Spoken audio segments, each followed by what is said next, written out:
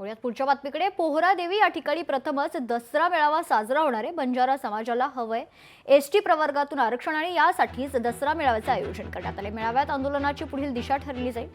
मेळाव्यात जवळपास 1000 लोक येणार असल्याची माहिती आहे। याचाच आढावा घेऊन महंत सुनील महाराज यांच्याशी बातचीत केली आपले प्रतिनिधी गोपाल व्यास यांनी। पाहूयात।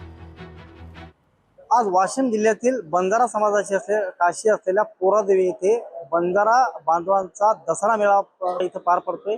या ठिकाणी राज्यातील जाणकार जे ते नेते असतील ते या ठिकाणी येणार असल्याची माहिती देण्यात आली आहे। या ठिकाणी जर पाहिलं तर जो आरक्षणाचा मुद्दा चालू आहे बंजारा बांधवांचा, हा देखील महत्त्वाचा मुद्दा या दसरा मेळाव्यामध्ये उपस्थित होणार आहे। या ठिकाणी पाहिलं तर हजारोच्या संख्येने बंजारा बांधव या मेळाव्यासाठी येणार असल्याचं देखील चित्र या ठिकाणी पाहायला मिळते। मला कसा असणार दसरा मेळावा? सर्वप्रथम आज विजयादशमी निमित्त मी महाराष्ट्र राज्यातील सर्व नागरिकांना बंजारा धर्मपीठ तर्फे शुभेच्छा देतो।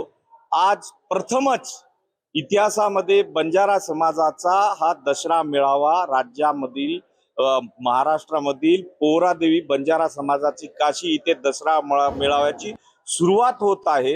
दरवर्षी हा मेळावा होणार आहे, परंतु या वेळेला आम्ही सर्व धर्मगुरू मिळून एका जागी परवाच्या दिवशी बसलो। अतिशय शॉर्ट पिरियड मध्ये आम्ही हा दसरा मेळाव्याचं नियोजन केलेलं आहे। थोड्याच वेळात या मेळाव्याला सुरुवात होणार आहे। गोपाल व्यास, लोकशाही मराठी, पोहरादेवी, वाशिम।